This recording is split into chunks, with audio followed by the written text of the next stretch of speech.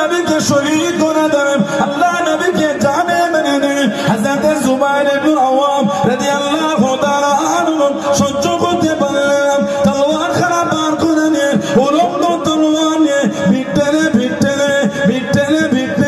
একটা উঁচু জায়গায় দাঁড়িয়ে গেলেন, একটা উঁচু জায়গায় দাঁড়িয়ে গেলেন। আল্লাহ নবী ডাক দিয়ে দিলেন, আল্লাহ নবী ডেকে দিলেন, ও বাবা জুবাইর রাদিয়াল্লাহু তাআলা আনহু, এত চিন্তিত কেন বাপ, এত পেরেশান কেন বাপ, এত চিন্তিত কেন বাপ? ইয়া রাসূলুল্লাহ আমি বললাম, ইয়া রাসূলুল্লাহ আমি বললাম, আল্লাহ পাকের নবী হুজুর বিয়াদি মাফ করুন, গুসাগিটা ক্ষমা করুন, কানেতে আওয়াজ এসে গেল, কানেতে শব্দ এসে গেল। ইয়া রাসূলুল্লাহ আমি বললাম, আপনাকে ধরে নিয়ে গিয়ে শহীদ করে দেবে, জানে মেরে দেবে। আমি জুবাইর সহ্য করতে পারলাম না, আমি সহ্য না করতে পেরে তলোয়ারটা বার করে নিলাম, তলোয়ারটা বার করে নিয়ে উলম্ব তলোয়ার খানা আপনার জন্য বার হয়ে গেলাম, আপনার জন্য রওনা হয়ে গেলাম।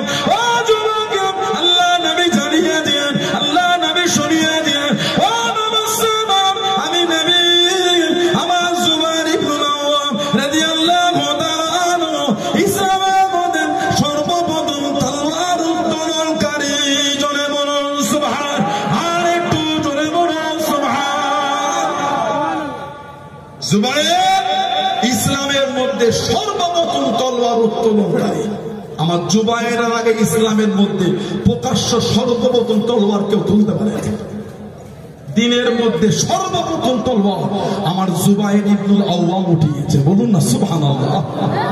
দিনের জন্য যে খিদমত করেছে, তিনজন সাহাবা প্রকাশ্য কাফেরদের বলেছিলেন, ক্ষমতা থাকলে আটকে দেখাবি।